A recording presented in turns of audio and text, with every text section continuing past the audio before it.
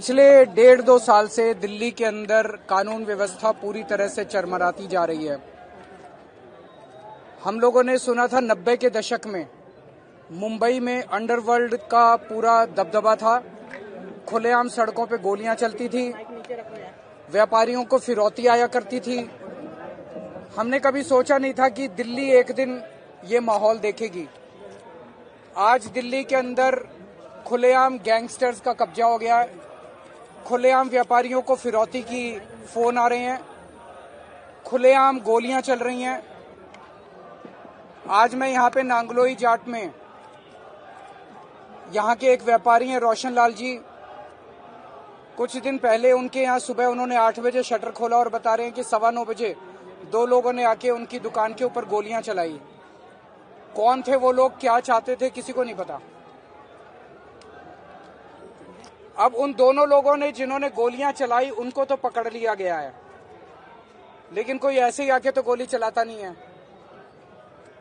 उन्होंने किस मकसद से गोलियां चलाई, उनके पीछे कौन है, उनके मास्टरमाइंड कौन है, उसके बाद कोई कार्रवाई नहीं की गई है। आज मैं इनसे मिलने के लिए आया था, मेरा और कोई मकसद नहीं था। मैं दिल्ली का पहले मुख्यमंत्री था। आम आदमी पार्टी जो कि राष्ट्रीय पार्टी है उसका मैं राष्ट्रीय संयोजक हूं। जनता के बीच में रहता हूं, जनता की समस्याओं को उठाना मेरा धर्म है। उस नाते मैं उनसे मिलने के लिए आया था, तो मैं ये देख रहा हूं यहाँ पे बीजेपी ने अपने हजारों कार्यकर्ता इकट्ठे कर दिए हैं। मेरी गाड़ी को रोक लिया गया, उनकी दुकान तक नहीं जाने दिया गया और मेरे को रास्ते में ही रोक के यहाँ पे उनके सुपुत्र को यहाँ आना पड़ा। रोशन लाल जी से मुझे मिलने तक नहीं दिया गया, उनके सुपुत्र को दुकान से निकल के मुझे यहाँ रास्ते में मिलने के लिए आना पड़ा। इस सब के लिए जिम्मेदार कौन है? अमित शाह जी की ये जिम्मेदारी बनती है कि दिल्ली की कानून व्यवस्था और दिल्ली उनके अंडर में आती है। आज अमित शाह जी ने दिल्ली का ये हाल कर दिया कि आज ये गैंगस्टर कैपिटल और एक्सटॉर्शन कैपिटल बन चुकी है दिल्ली। एक मिनट, मैं उनसे ये कहना चाहता हूं, केजरीवाल को रोकने से क्या होगा? क्राइम को रोको, अपराध को रोको। मेरे को रोकने से क्या होगा? मैं अगर आज मिल लेता तो क्या आफत आ जाती? आप क्या छुपाने की कोशिश कर रहे हो कि केजरीवाल को रोशन लाल जी की दुकान तक नहीं जाने दे रहे? तो मैं चाहता हूं कि कानून व्यवस्था को सुधारा जाए, दिल्ली की कानून व्यवस्था को सुधारा जाए, ताकि आम लोग, महिलाएं, व्यापारी चैन से जिंदगी जी सके। सांसद जी ने बोला कि दिल्ली सरकार के अधीन आती है आपकी इतिहार जेल, और ये सारी जो फोन आ रहे हैं वो सारे फिरौती कॉल जो आ रहे हैं वो वहाँ से जो है आपकी उसमें है। किसमें है? दिल्ली सरकार के द्वारा जो है वो तिहाड़ जेल आपकी उनके दिन सांसद जी थोड़ी देर पहले बोला, और ये कॉल जो आ रहे हैं लॉ एंड ऑर्डर उनके अंडर में, तिहाड़ जेल उसको कंट्रोल नहीं करती, लॉ एंड ऑर्डर कंट्रोल करता है। तो लॉ एंड ऑर्डर कानून व्यवस्था सीधे अमित शाह जी के अंडर में आती है।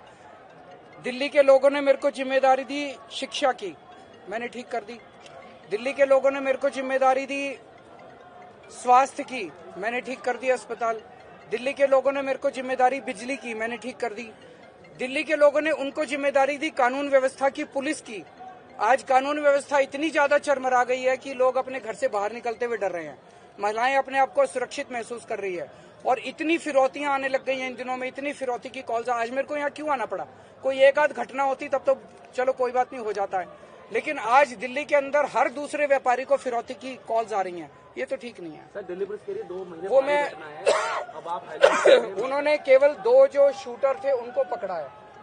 उन शूटर्स ने मुझे बताया गया है कि कहा है पुलिस को कि हमें ऊपर से कहा गया था, हमें भेजा गया। किसने भेजा? मास्टरमाइंड को क्यों नहीं पकड़ा गया अभी तक? तो इसका मतलब तो लीपापोती की जा रही है, केस को बंद करने की कोशिश की जा रही है, असली मुजरिमों को नहीं पकड़ा जा रहा। अगर असली मुजरिमों को नहीं पकड़ा जाएगा तो फिर तो ये बढ़ेगी